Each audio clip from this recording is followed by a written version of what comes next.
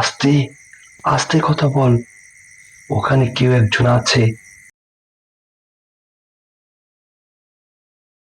রাতটা ছিল অমাবস্যার রাত। সেদিন রোকন ও কবির ভাইয়ের সঙ্গে যে কি ঘটনা ঘটেছিল, সেই ঘটনাটাই রোকন ভাইয়ের মুখ থেকে শুনেছি, আর সেই ঘটনাটাই আজ আপনাদের সাথে শেয়ার করব। সেদিন রাতে রোকন ভাই এবং তার ছোট ভাই কবির যখন মাঠে মাছ মারতে যায়, সেদিন রাতে তাদের সাথে ঘটেছিল এক ভৌতিক কাহিনী, ভয়ঙ্কর এক ঘটনা। আর সেই ঘটনাই রোকন ভাই যেভাবে বলেছিল, আমরা ঠিক সেভাবেই আপনাদেরকে দেখানোর চেষ্টা করব।